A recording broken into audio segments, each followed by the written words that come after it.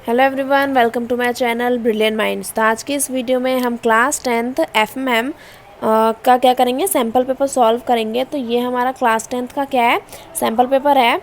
तो अब बस मैं आपको ये बताना, क्योंकि हमने अपने सारे चैप्टर्स जो हैं वो कंप्लीट कर लिए हैं और जो इंपॉर्टेंट क्वेश्चंस हैं वो भी हमारे कंप्लीट हो गए हैं। तो इसलिए जो है मैंने आपको कहा था ना अपनी प्रीवियस वीडियो में कि अब जो वीडियो आएगी वो हमारी सैम्पल पेपर की होगी। तो अब हम अपना सैम्पल पेपर स्टार्ट करेंगे। तो यहाँ पर मैं आपको कुछ जनरल इंस्ट्रक्शंस हैं वो मैं आपको दिखा देती हूँ। ठीक है, तो यहाँ हमें दे रखा है जो हमारा क्वेश्चन पेपर होगा वो 25 मार्क्स का होगा, ये तो आपको पता ही होगा। अब जनरल इंस्ट्रक्शन देखो पढ़ लेने चाहिए, क्योंकि फिर बच्चे बेकार में गलती करते हैं। तो देखो यहाँ देखो, दिस क्वेश्चन पेपर है डिवाइडेड इनटू 3 सेक्शन, यानी कि जो हमारा क्वेश्चन पेपर है उसमें टोटल 3 सेक्शन होंगे, section A, section B, section C. ठीक है, ये आपको पता होगी। और इसमें जो है हमारा जो सेक्शन ए है उसमें आएगा हमारा एम्प्लॉयबिलिटी स्किल्स।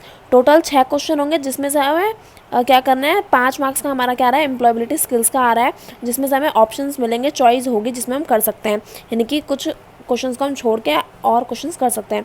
तो जो हमारा सेक्शन ए है वो 5 नंबर का आएगा, एम्प्लॉयबिलिटी स्किल्स।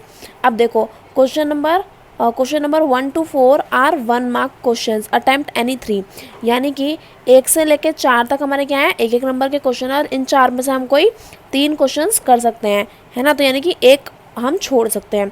बी हमें दिया है question number 5 to 6 are 2 marks question, attempt any 1, यानी कि जो 5 और 1 मिनट बस, तो ये जो हमारा 5 और 6 है ना, ये हमारे 2-2 नंबर के क्वेश्चन होंगे, और इसमें से हम क्या कर सकते हैं, अटेम्प्ट एनी 1, इसमें से हम कोई एक ही, इसमें से हमें कोई एक ही करना होगा। तो ये हमारा हो गया। और सेक्शन बी में हमारा क्या है, सेक्शन बी हमारा 12 नंबर का, सेक्शन बी हमारा 12 नंबर का होगा, जिसमें हमारे टोटल 12 क्वेश्चन होंगे, सब्जेक्ट स्पेसिफिक स्किल्स, यानी कि इसमें जो है हमारे जो बुक है उसमें से हमारे क्वेश्चन आएंगे। तो 7 to 12 क्या है, हमारे 1 मार्क्स के क्वेश्चन है, जिसमें से हमें कोई 4 क्वेश्चन करने हैं। तो और जो है हमारा 13 to 18 हमारे 2-2 मार्क्स के क्वेश्चन होंगे, जिसमें से हमें कोई 4 क्वेश्चन ही करने होंगे। अब सेक्शन सी जो है वो हमारा 8 नंबर का आएगा, जिसमें इसमें भी आई थिंक हमें, हाँ इसमें भी हमें क्या है, चॉइस है। तो 19 to 20 इसमें क्या है, हमारे हमारा जो केस बेस्ड होता है ना वैसा आएगा। तो हमें ये करना है, और इसमें से हमें कोई 2 क्वेश्चंस करने हैं, और ये जो है हमारा सेक्शन सी 4 नंबर का होगा। तो ये हमारा काफ़ी ज़्यादा इंपॉर्टेंट रहने वाला है। अब देखो, do as per the instructions given in respective section, mark allotted are mention against each section. अच्छा, तो हमें क्या दिया है, हमें दे रखा है कि जैसा हमें इंस्ट्रक्शंस में दे रखा है हमें उसी तरह से अपने क्वेश्चंस करने हैं। ऐसा नहीं कि एक्स्ट्रा हम कर रहे हैं उससे कुछ फ़ायदा नहीं होगा, उसकी मार्क्स नहीं लगेंगे।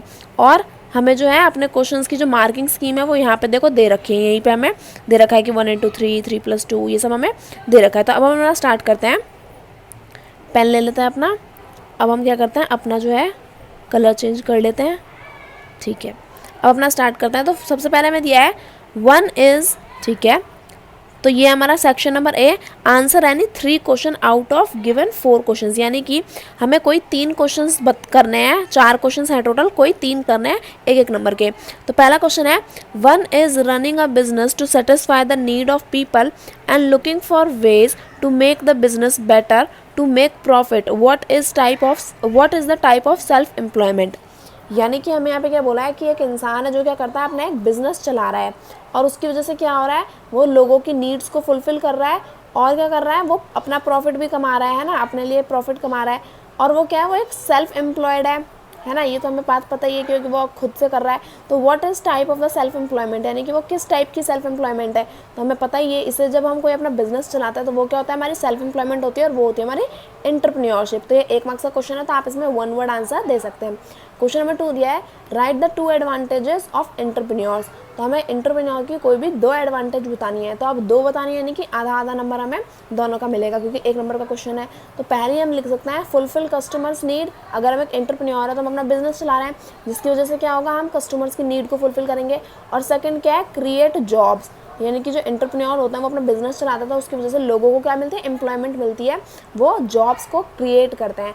और यहाँ पे बहुत सारी एडवांटेजेस हैं जो आप यहाँ पे लिख सकते हो, like they reduce the poverty in the market, sorry not in the market, they reduce the poverty in the society, है ना। तो आप बहुत सारे एडवांटेजेस हैं जो एंटरप्रेन्योर करते हैं, जैसे कि हमने अपने एम्प्लॉयबिलिटी स्किल्स में पढ़ भी रखा है। अब देखो व्हाट इज सस्टेनेबल डेवलपमेंट, तो इसे हमें 1 मार्क्स में लिखना है। तो sustainable development is the development that satisfy the need of present without compromising the capacity of future generation. तो ये सारी चीज़ें मैंने आपको पढ़ा रखे हैं एम्प्लॉयबिलिटी स्किल्स में, ये क्वेश्चंस आपको बनने चाहिए क्योंकि आपने पढ़ रखा है। तो आपको सैम्पल पेपर सॉल्व करना है, मतलब आपने क्वेश्चन पढ़ा, आंसर आपको आना चाहिए। नहीं आता तो आप चेकआउट करो, उसके बाद आपको वो क्वेश्चन याद रखना है। तो सस्टेनेबल डेवलपमेंट कौन सी डेवलपमेंट होती है? वो डेवलपमेंट जिसमें हम क्या करते हैं, जो हमारी जो प्रेजेंट नीड्स हैं उन्हें तो हम सेटिस्फाई कर लें, लेकिन जो फ्यूचर जनरेशन है उसकी जो नीड्स हैं उसे कॉम्प्रोमाइज़ ना करना पड़े। ऐसा नहीं कि आज हमें पानी की ज़रूरत है तो हम बस पानी वेस्ट करे जा रहे हैं और फ्यूचर के लिए कुछ भी ना बचे, तो हमें फ्यूचर जनरेशन का भी ध्यान रखना है।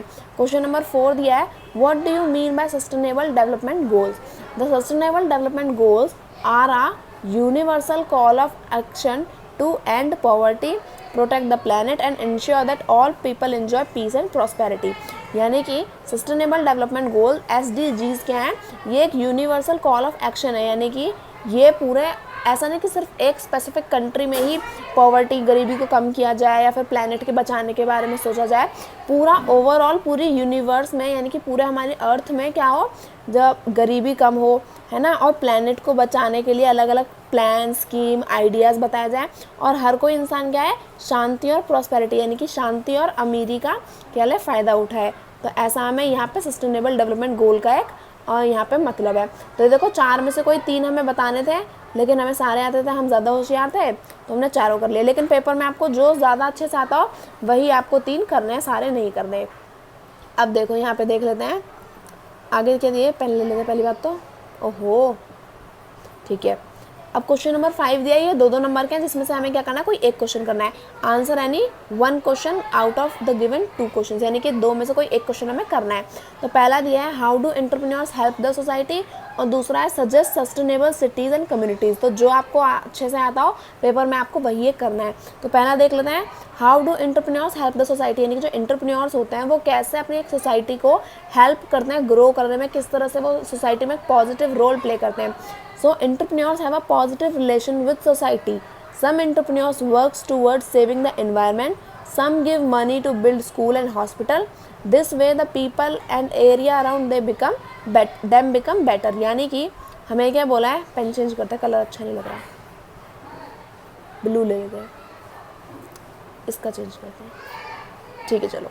हमें क्या बोला कि जो एंटरप्रेन्योर्स हैं वो क्या करता है, एक सोसाइटी में पॉजिटिव रोल प्ले करते हैं, यानी कि वो काफ़ी अच्छा काम करता है। कैसे कि कुछ एंटरप्रेन्योर्स क्या होता है, वो एनवायरनमेंट को सेव करने का काम करते हैं। जैसे मैंने आपको बताया था जो मामा अर्थ है वो क्या करती है, वो जैसे ही प्रोडक्ट अपने बेचती है तो वो उस प्रोडक्ट के लिए एक पेड़ लगाती है, तो वो उससे क्या हो रहा है, एनवायरनमेंट सेव हो रहा है ना। तो कुछ एंटरप्रेन्योर्स क्या करते हैं, एनवायरनमेंट को सेव करने का काम करते हैं।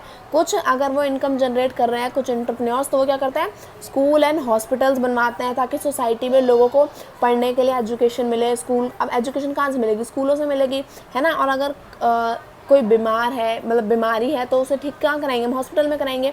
तो अगर ये सारी चीज़ें नहीं होंगी तो काफ़ी परेशानी हो जाएगी ना। तो इसलिए कुछ एंटरप्रेन्योर एनवायरनमेंट को सेव करने के लिए काम करते हैं, कुछ एंटरप्रेन्योर स्कूल एंड बिल्डिंग बनवाते हैं अपना पैसा देकर, और क्या करते हैं, इस तरीके से क्या होता है, जो लोग हैं और जो एरिया है एंटरप्रेन्योर्स के सराउंडिंग वाला, वो क्या हो जाता है, काफ़ी बेहतर हो जाता है। अब ऐसा नहीं कि अमेरिका का एंटरप्रेन्योर इंडिया में स्कूल खुलवाएगा, वो तो अपने एरिया में खुलवाएगा ना। तो इसलिए जहाँ के एरिया, जिस एरिया में एंटरप्रेन्योर होते हैं वो एरिया काफ़ी ज़्यादा बेहतर रहता है। क्वेश्चन नंबर 6 दिया है, suggest sustainable cities and communities. तो अब इसका आंसर देख लेते हैं। हमें क्या बताना है, suggest sustainable cities and communities, यानी कि हमें कुछ सस्टेनेबल डेवलपमेंट के लिए अपने कुछ सजेशंस देने हैं। तो पहला क्या दिया है, save energy by switching off light and fan when not in use. तो ये तो हम बचपन से ही करते आ रहे हैं कि अगर हमें लाइट और हमें एनर्जी की अगर ज़रूरत नहीं है तो हम क्या करते हैं, अगर जैसे हमें लाइट की ज़रूरत नहीं है, हम दूसरे कमरे में बैठे हैं, तो हमें क्या करना है, स्विच ऑफ कर देने हैं। और अगर हमें पंखे की ज़रूरत नहीं है तो फालतू में क्यों जलाना, क्यों हमें एनर्जी को वेस्ट करना। तो ऐसा हम क्या कर सकते हैं, ऐसा सेव कर सकते हैं। दूसरा दिया है, use energy efficient light, LED bulb and appliances, यानी कि हमें वो अप्लायंसेस यूज़ करने हैं जिनकी वजह से क्या हो, जो एनर्जी को सेव करे और एफिशिएंटली यूज़ हो। यानी कि ऐसा नहीं कि वो बहुत ज़्यादा एनर्जी कंज्यूम कर रहे हैं। जैसे एलईडी बल्ब जो होता है वो काफ़ी कम एनर्जी को क्या करते हैं, यूज़ करते हैं, तो उसमें हमें ज़्यादा नुकसान नहीं होगा। अब हमारा सेक्शन बी है, तो सेक्शन ए हमारे टोटल क्या है, 6 क्वेश्चन हैं जो हमें करने थे, वो हमने कंप्लीट कर लिए हैं। तो अब चलते हैं हमने सेक्शन नंबर बी पे।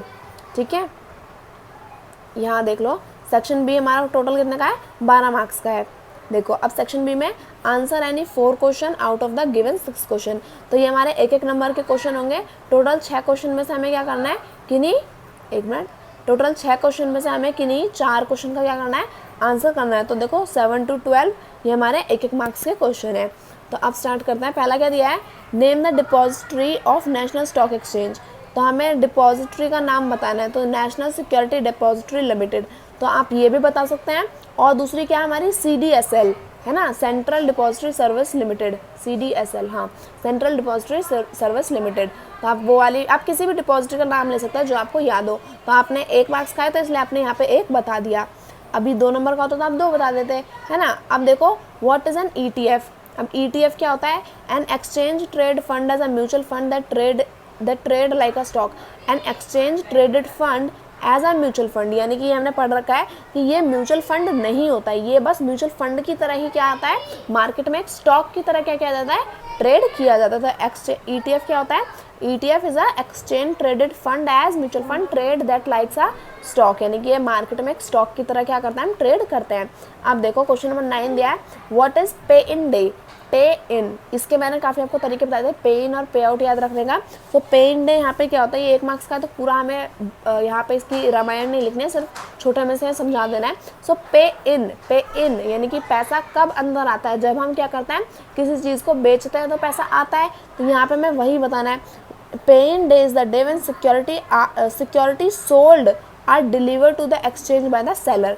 यानी कि जब हम क्या करते हैं, जब हम अपनी सिक्योरिटीज़ को सोल्ड कर देते हैं और वो सिक्योरिटीज़ कहाँ चली जाती हैं, वो एक्सचेंज के पास चली जाती हैं, एक्सचेंज के पास डिलीवर हो जाती है, जो स्टॉक एक्सचेंज है उसके पास पहुँच जाती हैं। तो सेलर जिसने बेचा उसके लिए क्या हुआ, वो हुआ हमारा पे इन डे। तो आप इस तरह से क्या कर सकते हैं, याद रख सकते हैं।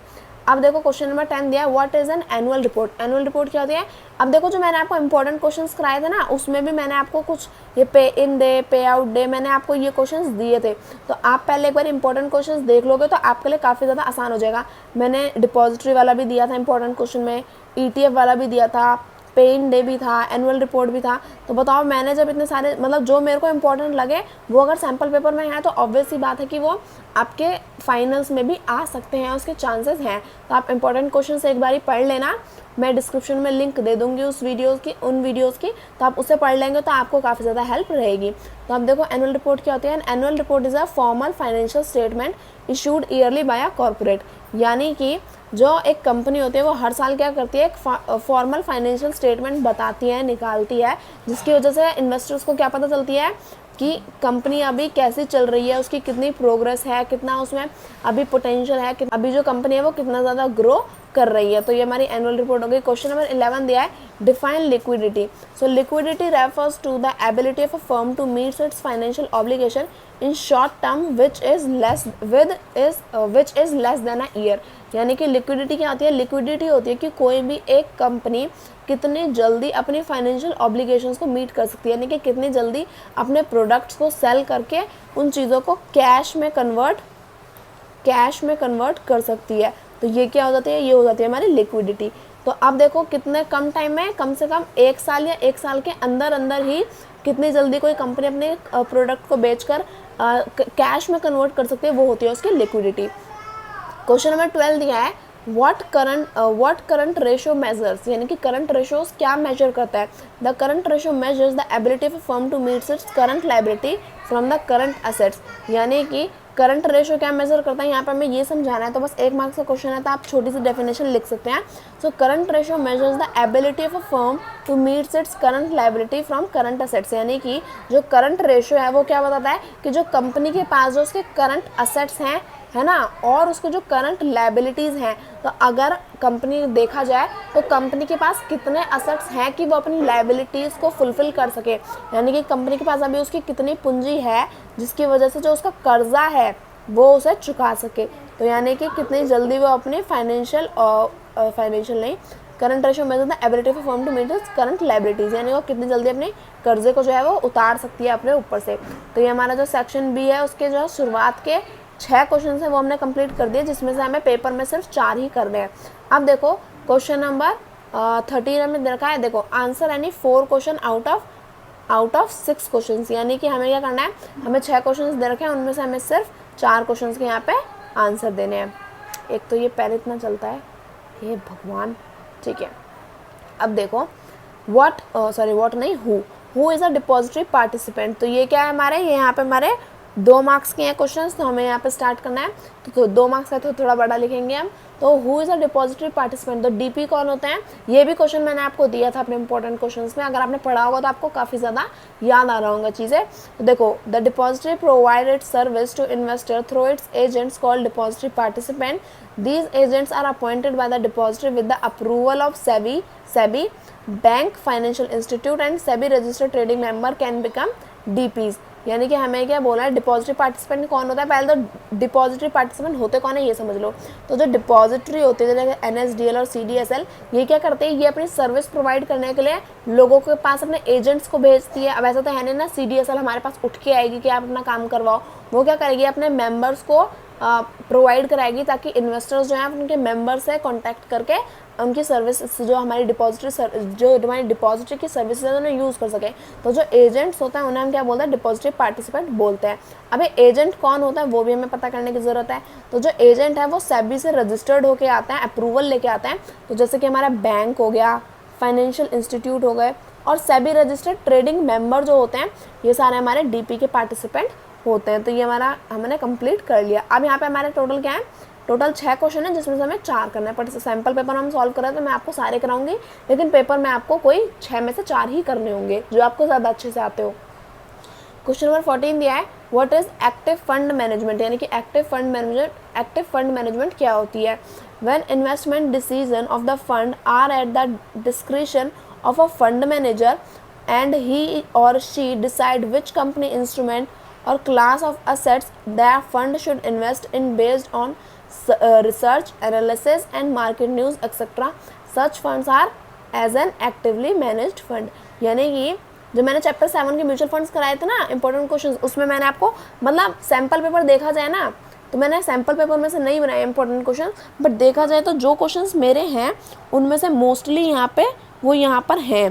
तो आप इंपॉर्टेंट क्वेश्चंस एक बार करके पक्का जाना, आपको बहुत ज़्यादा बेनिफिट मिलेगा आपके एग्जाम में। तो देखो अब एक्टिव फंड मैनेजमेंट क्या होती है। एक्टिव फंड मैनेजमेंट हमारी होती है जिसमें जब एक जो फंड मैनेजर है वो क्या करता है, वो अपने इन्वेस्टर को मतलब बताता है कि मतलब वो अपनी रिसर्च अपनी तरफ से करता है अपने इन्वेस्टर के लिए, कि वो रिसर्च करेगा एक कंपनी के बारे में, एनालिसिस करेगा, सारी मार्केट न्यूज़ देखेगा, सारी इन्फॉर्मेशन उस कंपनी के बारे में कलेक्ट करेगा, और फिर वो अपने इन्वेस्टर को बोलेगा, अपने क्लाइंट को बोलेगा कि आप इस कंपनी में इन्वेस्ट कर सकते हो, मैंने ये सारी रिसर्च कर रखी है।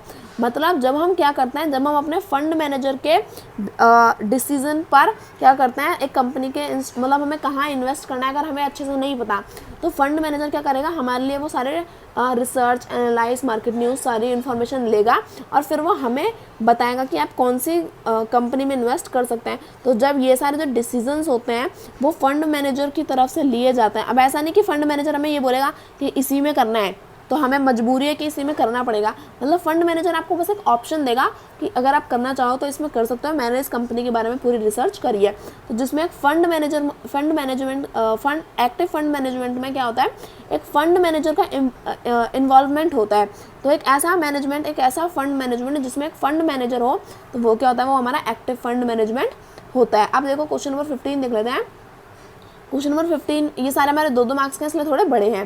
क्वेश्चन नंबर 15 क्या है, what is an investor protection fund, यानी कि IPF हमारा क्या होता है। So investor protection fund is maintained by NSE, क्या बोल रही हूँ मैं, NSE to make good investor claim by which may arise out of non-settlement of obligation by trading member who has been declared a defaulter in respect of trade executed on the exchange.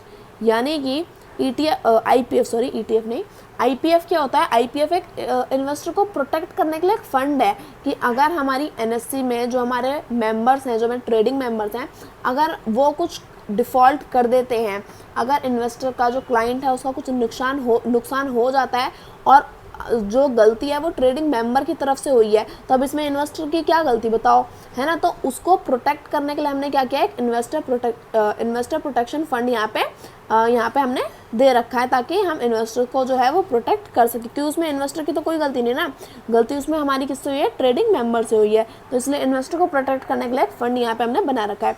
अब जो हमारा नुकसान हुआ है तो उसके लिए maximum कितना क्लेम कर सकते हैं? The maximum amount of claim payable from the IPF to the investor where the trading member through whom the investor has dealt is, एक मिनट बस बैक कर लूँ मैं से, dealt is 25 लाख। अब आप कहोगे कि बुक में तो 10 लाख दे रखा है, यहाँ 25 दे रखा है। तो अब देखो ये जो हमारे फैक्चुअल डेटा होता है ना, ये वेरी करते रहते हैं। आज से कुछ साल पहले शायद वो 10 लाख हो, आज वो 25 लाख है, लेकिन इन फ्यूचर वो और भी ज़्यादा बड़ी अमाउंट हो सकती है ना, क्या पता फ्यूचर में वो 50 लाख हो जाए। तो जो फैक्चुअल डेटा है वो यहाँ पे वेरी करता रहता है। तो आप कुछ भी लिख सकते हैं, 25 लाख भी लिख सकते हैं क्योंकि सैम्पल पेपर में दिया है। वैसे तो मैं आपको यही कहूँगी, क्योंकि जो बुक में लिखा होता है वो ज़्यादा करेक्ट होता है। और अगर इन केस अगर कोई आपका गलत करता है तो आप बुक में दिखा सकते हैं कि यहाँ बुक में हमें ये दिया है। अगर आप यहाँ पे लिख दोगे कि 25 लाख तो वो भी सही रहेगा, लेकिन फॉर मोर श्योरिटी, आपकी मोर सेफ्टी के लिए कि आपका नंबर बिल्कुल भी ना कटे, तो जो बुक में है वो आपके लिए ज़्यादा अच्छा रहेगा, तो आप वो लिख सकते हैं। तो ये हमारा क्वेश्चन नंबर 15 हो गया। क्वेश्चन नंबर 16 दिया है, right the 2 source of fund companies rises. यानी कि हमें कोई 2 सोर्सेज लिखना है जिसमें से कंपनी क्या करती है, अपने फंड को राइज करती है, यानी कि बढ़ाती है। तो वो कौन से सोर्सेज हैं जिसमें से कंपनी अपने फंड को, अपने पैसे को बढ़ाती है? तो पहला है share holder fund, also known as net worth, is the fund coming from owner of the company. तो हमने पढ़ रखा है शेयर होल्डर फंड और लोन फंड। लोन फंड में क्या होता है? अनसिक्योर्ड और सिक्योर्ड, ये सब हमने पढ़ रखा है, हमारे चैप्टर नंबर 9 में था ये सब।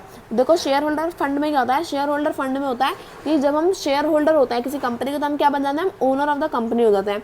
तो अगर फिर हम क्या कर रहे हैं, अगर हम कंपनी को पैसा दे रहे हैं तो वो पैसा हम अब कौन दे रहा है? वो कंपनी को उसका ओनर प्रोवाइड कर रहा है। और ये क्या है? ये अब ये कंपनी का ही पैसा है। तो ये शेयर होल्डर फंड कंपनी का ही पैसा होता है, ऐसा नहीं कि बाहर से कहीं आ रहा है, क्योंकि शेयर होल्डर क्या है? ओनर है, तो वो अपनी कंपनी में कितना ही पैसा लगाए, किसी को क्या फ़र्क पड़ता है।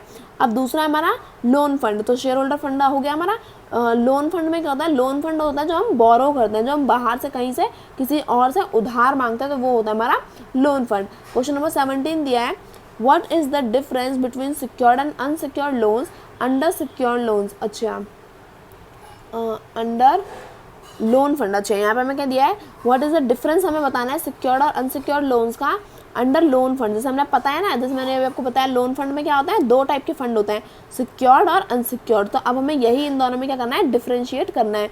तो देखो जो मैंने इंपॉर्टेंट क्वेश्चन दिया था ना, तो उसमें ये क्वेश्चन था। तो मैं आपको फिर बार बार कह रही हूँ कि इंपॉर्टेंट क्वेश्चंस काफ़ी ज़्यादा इंपॉर्टेंट है, सच में इंपॉर्टेंट है।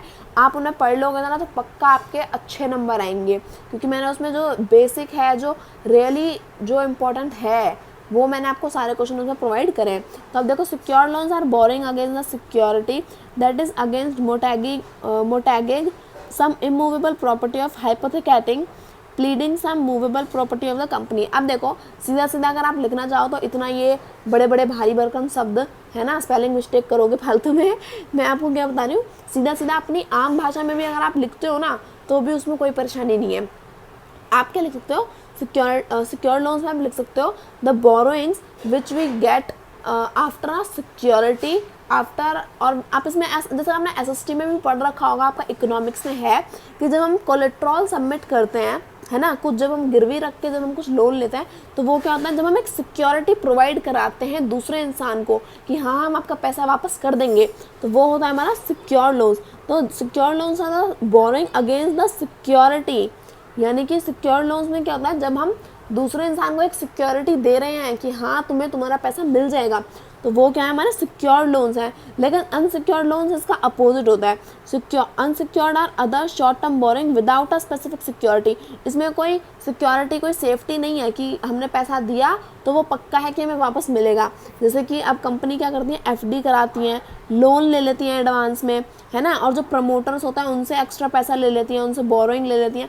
तो ये सब क्या है, हमारे अनसिक्योर्ड लोन्स हैं। जैसे कि आप कंपनी के साथ आप एफडी कर रहे हो, ठीक है, आपने 2 साल की एफडी करी फॉर एग्जांपल, आप सोचो कि वो कंपनी फ्रॉड निकली, तो अब क्या सेफ्टी है, क्या सिक्योरिटी है कि आपका पैसा वापस आएगा? तो ये क्या, ये देखा जाता है अनसिक्योर्ड लोन ही तो है। कंपनी ने आपसे एफडी करवा ली और वो चली गई, भाग गई कहीं से, है ना, वो चली गई तो आपका तो पैसा गया। तो ये क्या है, अनसिक्योर्ड लोन्स। तो ये आप यहाँ पे डिफरेंस लिख सकते हो। अब देखो यहाँ पे क्वेश्चन नंबर 18 है हमारा, calculate EPS of the following. यानी कि अब जो हमारा चैप्टर नंबर 10 है ना, उसमें से हमारे न्यूमेरिकल्स आएंगे ही आएंगे। अब ऐसा नहीं कि बहुत ज़्यादा हार्ड आएंगे, वो काफ़ी ज़्यादा आसान होंगे। बस आपको डायरेक्ट फार्मूला पुट करना है और वैल्यूज़ का रखना है और आपका डायरेक्ट आंसर आ जाएगा। तो इसलिए आपको घबराने की जरूरत नहीं है, जो न्यूमेरिकल्स हैं वो काफ़ी ज़्यादा आसान आएंगे। तो यहाँ देखो पहला क्वेश्चन, पहला हमारा न्यूमेरिकल क्या है, calculate EPS of the following, यानी कि हमें ईपीएस निकालना है। तो देखो यहाँ पर मैं दे रखा है, तो देखो 70,000 equity share of 10 rupee each, net profit after tax but before dividend, market price देखो यहाँ पे मैं दे रखा है। अब देखो मैं आपको सीधा सीधा बताऊँ तो 70,000 क्या है, हमारे इक्विटी शेयर है, ठीक है, और हर एक इक्विटी शेयर की 10 रुपये की कीमत है। तो यानी कि 70,000 हमारे इक्विटी शेयर हैं और हर एक की वैल्यू 10 रुपये है। तो मल्टीप्लाई करेंगे तो क्या हो जाएगा, वो हो जाएगा हमारा 7 लाख का, ठीक है। तो देखो वंस, ये हमारा 0 नीचे दे दिया क्योंकि शायद स्पेस नहीं होगी, तो इसलिए चलो मैं इससे साफ कर लूँ थोड़ा सा। 1 10 100,000 10,000 लाख, मैंने कहा था ना 70 को अगर आप मल्टीप्लाई करोगे 10 से तो आपका 7 लाख आ जाएगा। तो अब देखो ये हमारा हो गया। अब देखो जो नेट प्रॉफिट अवेलेबल है, net profit after tax but before dividend, यानी कि जो नेट प्रॉफिट है, टैक्स हमने पे कर दिया बट अभी डिविडेंड हमने नहीं दिया, तो वो कितना है, वो है हमारा 1,75,000 का। तो और डिविडेंड कितना डिक्लेयर है हमारा, 15% का हमारा डिविडेंड डिक्लेयर है। तो अब देखो हमें ईपीएस कैलकुलेट करना है। सबसे पहले तो फॉर्मूला लगा लो करो।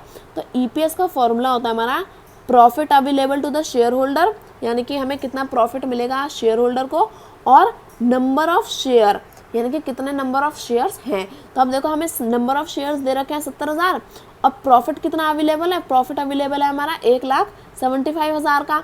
देखो कितना आसान था, डायरेक्ट बस आपको वैल्यूज पुट करने हैं, बस आपको फॉर्मूला याद रहना चाहिए।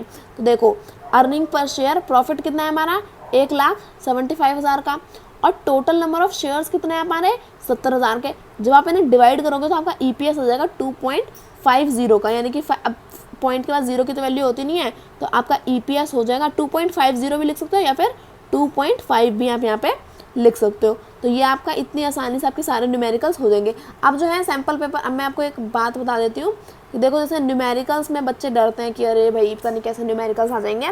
तो देखो ये सैम्पल पेपर कंप्लीट हो जाएगा। सैम्पल पेपर कंप्लीट होते ही मैं आपको आपकी जो ग्रीन स्किल वाली जो एम्प्लॉयबिलिटी स्किल्स का जो एक पार्ट है वो मैं आपको दे दूंगी। ग्रीन स्किल्स आने के बाद ही जो नेक्स्ट वीडियो होगी वो होगी आपके चैप्टर 10 के चैप्टर 10 के न्यूमेरिकल्स के ऊपर वीडियो। उस चैप्टर 10 में मतलब जो वीडियो आएगी उसमें मैं आपको सारे टाइप के सारे फॉर्मूला के एक मतलब एग्जाम्पल दूंगी, आपको न्यूमेरिकल सॉल्व कराऊंगी। तो आप वो वीडियो भी देख लोगे तो आपको न्यूमेरिकल से बिल्कुल भी डर नहीं लगेगा, मैं आपको न्यूमेरिकल्स पूरे सॉल्व कराऊंगी।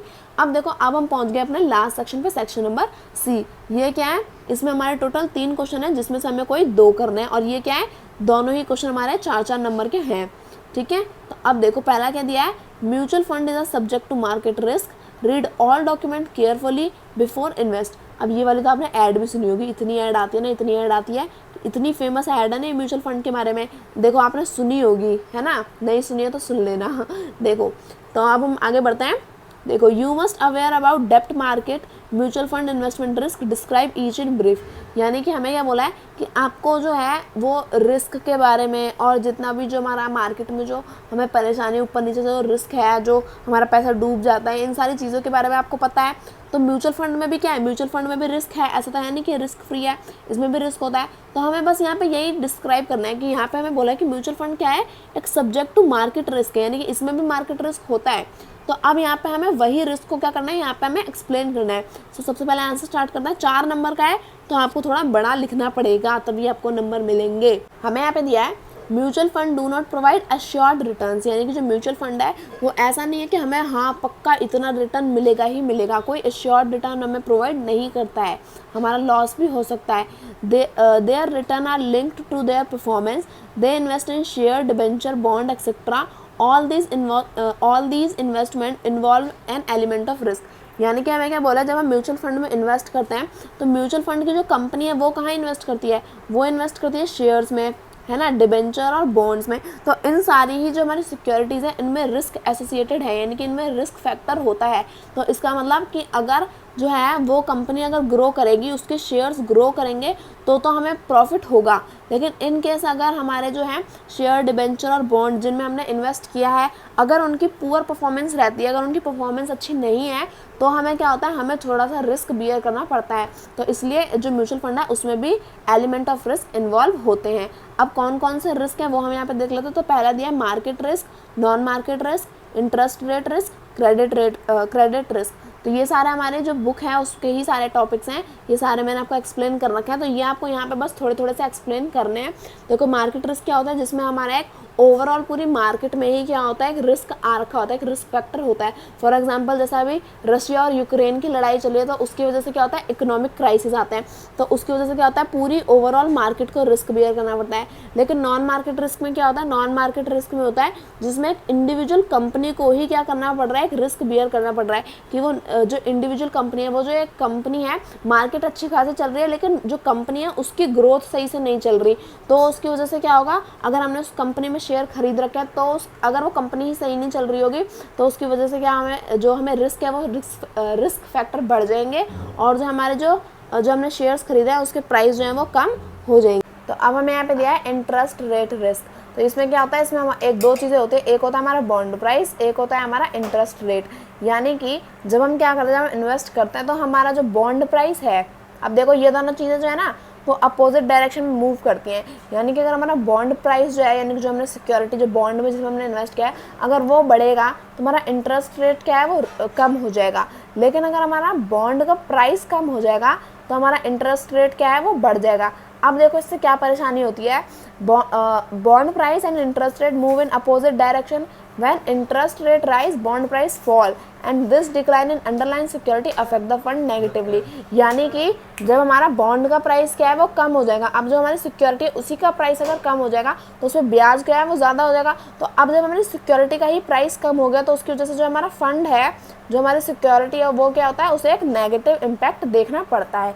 अब देखो लास्ट रिस्क है हमारा क्रेडिट रिस्क। तो बॉन्ड आर डेप्ट obligation, so when the fund invest in corporate bond they run the risk of the corporate defaulting on their interest and principal payment obligations। यानी कि जो हमारा बॉन्ड है वो क्या है, डेप्ट ऑब्लिगेशन है, और जब हम क्या करते हैं कंपनी में उसके बॉन्ड्स खरीदते हैं, जब हम कंपनी में कॉर्पोरेट में इन्वेस्ट करते हैं, तो अब अगर कंपनी ने कोई डिफ़ॉल्ट कर दिया, अगर कंपनी ने कोई गलत डिसीजन ले लिया जिसकी वजह से जो है वो मार्केट में एक बीटिंग, जो मार्केट प्राइस है या फिर जो उसकी जो प्राइस है सिक्योरिटीज़ है, अगर वो फॉल हो जाती है, अगर वो गिर जाती हैं, तो उसकी वजह से हमें क्या करना पड़ता है, रिस्क बियर करना पड़ता है इन्वेस्टर्स को।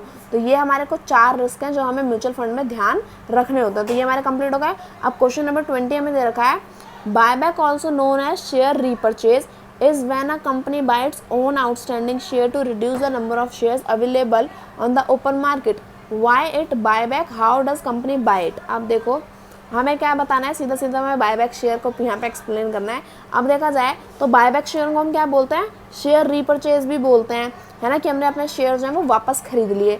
तो जब एक कंपनी अपने ही शेयर्स को क्या करती है कि वापस खरीद लेती है, तो उसकी वजह से क्या हुआ, जो नंबर ऑफ शेयर्स है वो कम हो गए, क्योंकि अगर उसके पास पहले 10 शेयर थे, 10 में से उसने 5 शेयर वापस खरीद लिए, तो अब 5 उसके पास वापस चले गए, तो यानी कि अब क्या है, अब बस टोटल 5 शेयर ही बचे। तो उसकी वजह से क्या हो गया, जब उसने वो बायबैक कर लेती है तो उसकी वजह से जो नंबर ऑफ शेयर्स हैं वो रिड्यूस हो जाते हैं ओपन मार्केट में। तो अब भला एक कंपनी शेयर क्यों बायबैक करती है और वो किस तरह से करती है अपने बायबैक, मतलब अपने शेयर्स को बायबैक। सो अब यहाँ पे देख लेते हैं। अब buyback can be seen as a method for company to invest in itself by buying share from other investor in the market. यानी कि बायबैक जब हम करते हैं कोई कंपनी, तो वो क्या करती है, और इन्वेस्टर से वापस अपने शेयर्स खरीदती है। तो मतलब उसने अपने ही आप में, उस कंपनी ने वापस अपने आप में क्या किया, इन्वेस्ट किया। और क्या होता है, buyback reduce the number of share outstanding in the market. अब लाइन को लंबा बनाना है, आंसर लंबा करना है, तो क्वेश्चन में हमें 2-4 लाइनें दे रखी हैं यहाँ पे, उसी क्वेश्चन आंसर में घुसा दो, आपका आंसर बड़ा हो जाएगा। जैसे buyback is known as share repurchase, ये भी एक हमारा आंसर हो जाएगा। और क्या होता है, इसकी वजह से हमारे जो नंबर ऑफ शेयर्स है वो रिड्यूस होते हैं, तो ये भी आप आंसर में लिख सकते हो, जैसे इन्होंने यहाँ पे लिख रखा है। तो बायबैक जब हम करते हैं तो उससे हमारा जो नंबर ऑफ शेयर्स है वो क्या होता है, कम हो जाते हैं। तो buyback is done by the company to, तो हम कंपनी क्या करती है, अगर अपने शेयर्स को बायबैक करती है तो उसने खुद में इन्वेस्ट किया, दूसरी चीज़ उसके नंबर ऑफ शेयर्स क्या है, कम हो जाता है, और उसका एक पर्पज़ क्या होता है, इसका पर्पज़ होता है कि वो अपनी लिक्विडिटी को इम्प्रूव करे, यानी कि अब वो इतने सारे लोगों में शेयर बांटती फिरेगी कोई कंपनी, तो अगर उसे कभी ज़रूरत पड़ी अपने एसेट्स को मतलब अगर उसे अपनी चीज़ों को कैश में कन्वर्ट करना है, तो अगर कोई इन्वेस्टर नहीं बेचना चाहता है अपने शेयर्स को, तो भला वो कंपनी कैसे अपनी लिक्विडिटी, अपने एसेट्स को कैसे कैश में कन्वर्ट करेगी। तो इसलिए अगर उसके पास जितने ज़्यादा उसके शेयर होल्डर्स, मतलब जितने ज़्यादा शेयर्स उसके पास रहेंगे, तो उतनी ज़्यादा जो कंपनी की लिक्विडिटी है उसके चांसेस हाई रहते हैं। तो ये कुछ हमारे पॉइंट है जिसकी वजह से कंपनी अपने शेयर्स को बायबैक करती है। आगे दिया है, अब वो कैसे करती है, हमें यहाँ पे पूछा है ना, how does company buyback it, तो वो कैसे करती है वो हमें यहाँ पे भी बताना है। तो under SEBI buyback of security regulation 1998 a company is permitted to buy back it shares from, यानी कि अब वो हर किसी से अपने शेयर्स नहीं ले सकती, वो किससे ले सकते हैं, तो वो हमें यहाँ पे बताना है। तो पहला है existing share holders on a proportion basis through the offer document, यानी कि जो उसके एग्जिस्टिंग शेयर होल्डर्स हैं, जिन शेयर होल्डर्स ने उसके शेयर्स खरीद रखे हैं, उनसे ऑफर डॉक्यूमेंट के थ्रू वो क्या कर सकती है, अपने शेयर्स को वापस ले सकती है। अब ये पूरी एक्सप्लेनेशन मैंने आपको चैप्टर में दे रखी है, मैं यहाँ पे आपको आंसर मैं पूरा एक्सप्लेन नहीं करूँगी क्योंकि हम यहाँ पे सैम्पल पेपर सॉल्व कर रहे हैं, तो इतना तो आपको भी याद होना चाहिए। सेकंड दिया है ओपन मार्केट, यानी कि जब हम बिडिंग करते हैं, बुक बिल्डिंग प्रोसेस तो होता है, तो उसमें हम ओपन मार्केट के थ्रू भी हम क्या कर सकते हैं, अपने शेयर्स को बायबैक कर सकते हैं। और तीसरा है जो शेयर होल्डर्स हमारे ऑर्डर लॉट शेयर्स को होल्ड करते हैं, उनसे भी कंपनी क्या कर सकती है, अपने शेयर्स को वापस खरीद सकती है। अब देखो क्वेश्चन नंबर 21 जो हमारा लास्ट क्वेश्चन है, इसे भी देख लेते हैं। आप 3 क्वेश्चन में से जो हमारे लास्ट के सेक्शन 3 थे, इनमें से हमें सिर्फ 2 ही करने थे, लेकिन हम सारे कर रहे हैं क्योंकि हम सैम्पल पेपर कर रहे हैं, लेकिन आपको पेपर में कोई 2 ही करने हैं। अब देखो company analysis, now this is really important to discuss if you are looking to create long term wealth out of stock. For long term wealth creation, it is extremely important to understand the company you are going to invest in. how to go about systematic analyzing a company, यानी कि अगर आप एक company में long term के लिए invest करना चाहते हो और अपनी वेल्थ को इंक्रीज़ करना चाहते हो उसके स्टॉक्स में इन्वेस्ट करके, तो अब वो बहुत ज़्यादा इंपॉर्टेंट है कि आप उस कंपनी के उस कंपनी के बारे में रिसर्च करें, एनालिस करें, क्योंकि अगर आप किसी भी ऐसी अल्ली पल्ली कंपनी में इन्वेस्ट कर दोगे तो क्या पता वो आगे जाके डूब जाए, तो आपका पैसा भी डूब जाएगा। तो उसके लिए आपको क्या करना है, सिस्टमेटिक एनालाइज करना है कंपनी के बारे में। तो अब वो हम कैसे करेंगे वो हमें यहाँ पे बताना है। तो देखो ये हमारा जो चैप्टर नंबर 8 है, आई थिंक उसमें है। तो पहला क्या दिया है, industry analysis, corporate analysis, financial analysis. तो ये स्टेटमेंट आपको यहाँ पे पहले तो इन तीनों का नाम बताना है कि कैसे कैसे करोगे, और फिर आपको इन्हें एक्सप्लेन करना है। तो जो कंपनी सिमिलर प्रोडक्ट बनाती हैं, तो उन इंडस्ट्री और उन सेक्टर में आपको क्या करना है, जो अलग अलग कंपनी है, जैसे एक इंडस्ट्री है, अब एक ऑटोमोबाइल इंडस्ट्री है, अब वहाँ पे जो है वो बहुत सारी कंपनीज हैं जो क्या करती हैं, सेम प्रोडक्ट बनाती हैं, सारी कार्स बनाती हैं। तो अब आपको क्या करना है, उस इंडस्ट्री में, उस सेक्टर में क्या करना है, आपको सबसे अच्छी वाली कंपनी को ढूंढना है। तो it is very important to see how the industry to which the company belongs to is faring specifically like effect of the government policy, future demand and its product। यानी कि अगर आप एक कंपनी में इन्वेस्ट करना चाहते हो तो सबसे पहले तो एक इंडस्ट्री सेक्टर देखो, यानी कि आप कौन से सेक्टर में इन्वेस्ट कर रहे हो। फॉर एग्जांपल आप ऑटोमोबाइल सेक्टर में कर रहे हो या फिर किसी टेक्नोलॉजी सेक्टर में कर रहे हो, आईटी सेक्टर में कर रहे हो, तो आपको उस सेक्टर के बारे में पता होना चाहिए, और फिर उस सेक्टर के बारे में आपको ये भी पता होना चाहिए कि इन फ्यूचर उस सेक्टर का कुछ इंपॉर्टेंस रहेगी या नहीं। अब जैसे जो हमारा आईटी सेक्टर है, इन फ्यूचर ये बहुत ज़्यादा ग्रो करने वाला है। मैं ऐसा क्यों कह रही हूँ, क्योंकि अब हमें पता है सारी जो चीज़ें हैं वो काफ़ी ज़्यादा, टेक्नोलॉजी जो है वो इंक्रीज़ हो रही है, सारी चीज़ें जो है वो काफ़ी हाईटेक हो रही है, तो उसकी वजह से जो है हमारा आईटी सेक्टर ग्रो करेगा इन फ्यूचर, है ना। लेकिन जो हमारा एग्रीकल्चर सेक्टर है उसमें से अब जैसे उसमें क्या डिस्गाइज्ड अनएम्प्लॉयमेंट है, उसमें बहुत सारे लोग ऐसे ही बस घुसे हुए हैं। तो अब यहाँ से अगर कुछ लोग जाके दूसरी सेक्टर में काम करते हैं तो ये सेक्टर थोड़ा सा कम रहेगा, क्योंकि इन फ्यूचर हमें क्या है, हमें जो मॉडर्नाइजेशन आ रही है, तो हम आईटी सेक्टर की तरफ ज़्यादा ग्रो कर रहा है as compare to primary sector. हम अब कोई खेती बाड़ी थोड़ी ना करता है जाके कि मुझे तो बड़े होकर किसान बनना है, ऐसा सुना है किसी से? बस जिसके पास में ज़मीन है वही लोग ऐसा सोचते हैं कि हाँ अगर हम अपना कुछ नहीं कर पाता हम अपना जो है खेती को ही कंटिन्यू करेंगे। लेकिन ज़्यादातर लोग क्या है, अच्छी हाई प्रोफाइल जॉब के लिए अब ज़्यादा तैयारी करते हैं। तो उस कंपनी की कितनी फ्यूचर डिमांड है, इस चीज़ का भी हमें क्या करना है, ध्यान रखना है इन्वेस्ट करते वक्त। अब दूसरा है कॉर्पोरेट एनालिसिस, यानी कि अगर आपने एक सेक्टर चुन लिया, हाँ कि मुझे ऑटोमोबाइल सेक्टर में इन्वेस्ट करना है, तो अब उस ऑटोमोबाइल सेक्टर में बहुत सारे कंपनीज हैं जो सेम कार सेम प्रोडक्ट बनाती हैं। तो आपको क्या करना है, जो डिफरेंट कंपनीज है उन्हें कंपेयर करना है और क्या करना है, आपको चेक करना है कि कौन सी कंपनी ज़्यादा बेनिफिट आपको इन फ्यूचर प्रोवाइड करेगी, कौन सी कंपनी की कैपेबिलिटीज़ ज़्यादा हैं, कौन सी कंपनी के ग्रोथ प्लान ज़्यादा अच्छे हैं और कौन सी कंपनी अपनी पास्ट परफॉर्मेंस में भी अच्छा परफॉर्म करती आ रही है ना। ऐसा नहीं कि वो पहले डूबी पड़ी है तो आगे जाके मतलब डूब जाए, आपका पैसा भी डूब जाए, तो ऐसा कुछ नहीं करना। हमें क्या करना है कि उसकी सारी इन्फॉर्मेशन को हमें कलेक्ट करना है कि उसके ग्रोथ प्लान क्या है, इन फ्यूचर वो किस तरह से काम करने वाली है, इन फ्यूचर वो कैसे ग्रो करने वाली है। तो आपको कॉर्पोरेट को भी एनालाइज करना है। और थर्ड दिया हुआ है फाइनेंशियल एनालिसिस, यानी कि कंपनी की फाइनेंशियल परफॉर्मेंस कैसी है, कैसी थी और कैसी रहने वाली है, यानी कि उसके करंट प्राइस क्या है, यानी कि जो कंपनी है उसके अभी जो शेयर्स हैं उनके प्राइस कितने हैं और उसकी फाइनेंशियल परफॉर्मेंस कैसी है, क्या पता वो अच्छी ना चल रही हो इन मार्केट, वो काफ़ी ज़्यादा नुकसान बियर कर रही हो, तो हमें उसकी फाइनेंशियल परफॉर्मेंस चेक करनी है। और क्या देखना है, earning per share, PE ratio, current size of equity. तो ये सारी जो टर्म्स हैं वो मैंने आपको चैप्टर्स में पूरी तरह से अच्छे से एक्सप्लेन करी है। अगर आपके पास इतना टाइम नहीं है तो आप वन शॉट रिवीजन को भी चेकआउट कर सकते हैं। तो अब देखो यहाँ पे यानी कि आपको एक फाइनेंशियली क्या करना है, कंपनी के बारे में पूरी इन्फॉर्मेशन आपके पास होनी चाहिए कि कंपनी के पास कितना पैसा है, कितना उस पर कर्जा है, कितना वो कमा रही है, कितना उसके एक शेयर से उसकी कमाई आ रही है और क्या फ्यूचर प्लान्स होने वाले हैं कि वो किस तरह से अपने फ्यूचर में पैसे को इंक्रीज़ करेगी। तो ये सारी चीज़ें आपको यहाँ पे ध्यान रखनी है। तो इसी के साथ जो हमारा सैम्पल पेपर है वो पूरी तरह से कंप्लीट हो गया है। टोटल 21 क्वेश्चंस थे, जिसमें से हमें पेपर में कुछ ऑप्शंस भी मिलेंगे, तो वो आपको छोड़ देना है, जो आपको अच्छे से आता है वही आपको करना है। और जो हमारा पेपर है उसके लिए आपको बस 1 घंटा ही मिलेगा और 25 मार्क्स का हमारा पूरा क्वेश्चन पेपर होगा। तो ये यहाँ पे मैंने अपना जो सैम्पल पेपर है वो कंप्लीट कर लिया है। आई होप आपको सारे क्वेश्चन अच्छे से समझ में आए होंगे। वीडियो अच्छी लगी तो प्लीज़ वीडियो को लाइक करें and subscribe my channel for more videos. Thank you for watching.